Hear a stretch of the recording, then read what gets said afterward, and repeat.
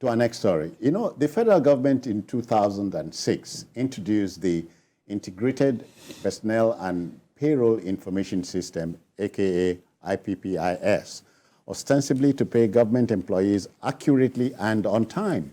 The Academic Staff Union of Universities, ASUU, was averse to this and created a preferred platform known as the University Transparency and Accountability Solution, UTAS. Well, the running battle between federal government and ASUU is over, as the government has exempted universities, polytechnics, colleges of education, and other tertiary institutions from the IPPIS platform. Minister of Information and National Orientation, Mohammed Idris, reasoned that the idea was to afford tertiary institutions the freedom to run their affairs. We're getting somewhere with this issue, don't you think? We are, and I'm very happy because, recall the different back and forth we've had.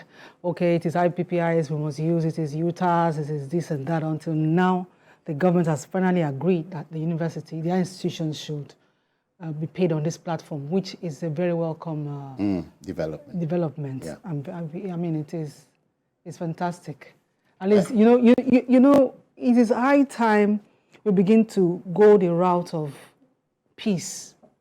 We should be peacemakers. We should be problem solvers. We should be solution providers. We shouldn't, continue to complicate matters. So if this particular payment platform is good enough, why not? Oh, why not? Yes. You see, on this program, we are demanded repeatedly that they should not continue to use IPPIS for universities because it's completely antithetical to the university system. The university system thrives on what you call visiting lecturers, serving as visiting academic one institution. That's not their original institution. That's not their employer. Yeah. But they go there to do research and learn more. They are visiting lecturer, then of course, some on sabbatical and all that. Because of IPPIS, you cannot pay a lecturer who is in your school on sabbatical. Because of IPPIS, you cannot even engage a lecturer midstream. Maybe in the course of the year, you suddenly have the need for a lecturer in one particular course. For example, now, many lecturers are leaving the system. They are jackpying. You cannot, because the system is central, and it takes the power of recruitment away from the universities. Yeah. The power of running their financial system. It takes it away. For example, universities that freedom is taken away from them. Yes. You can't hire. Because if you hire on your own, it will not be captured in the system. They are the ones, and many lecturers complain that it's fraught with irregularities, corruption, and even illegal deductions. What you earn today, you may not earn tomorrow. We talked about it, that this thing makes no sense. All over the world, when we were in the university, we even had visiting lecturers who came all the way from the US. In our modern European languages department, for example, we had foreigners who came, to our school. And many of our own brightest lecturers too were also going to the other side. That's the way it runs. But thanks to IPPIS, you can't pay those people. There is a particular lecturer who left one of the private universities now for the Federal University of Lokoja. 12 months, no salary. Because the system is not flexible. No thanks to IPPIS? Yes, the system is not flexible. Once you are not captured, you can't, even as a VC, you can't hire a gardener. So that's why we oppose this thing. Some people are saying, you can't tell your employer how to pay you. But people have a right to complain. If you are destroying the university system with a payment platform that everyone knows is full of corruption. Now, in some cases, lecturers or university staff would be punished. They are sanctioned. They are not supposed to receive salary. They still receive it, thanks to IPPIS.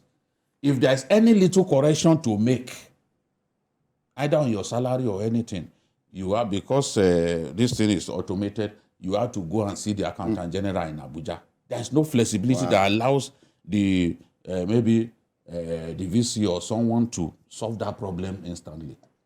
So when they in all of the strikes that they've had recently, they always complain that you should bring it. When they said they didn't want it, they said, okay, design your own system. They designed University Transparency and Accountability Solutions, UTAS.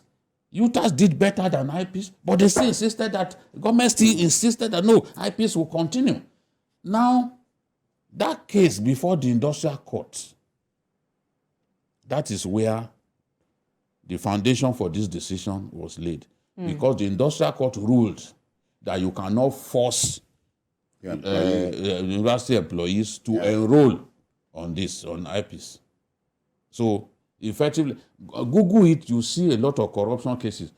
We have IPPIS and an accountant general will be able to steal more than 90 billion. Is that not crazy? And you said there is IPPIS, it will ensure that all of these issues are sorted. How come an individual is able to steal that much money and he refunded more than 40 billion? Where did he get the 40 billion? No wonder because it was announced in open court that the refund was made. No wonder the French say the more things change, the more they remain the same. Yes. So I'm happy that government has abided by the decision of the industrial court, because the industrial court affirmed that you cannot force them to enroll on IPPIS. Yeah. So I'm happy. It was ASUU that went on strike. It was ASUU that government took to the industrial court, but other tertiary institutions are going to benefit from this in the final analysis. IPPIS is not needed in the university system. It's as simple as that. Yeah. You know, they need something more flexible, and they need some level. The Federal Civil Service may continue with it.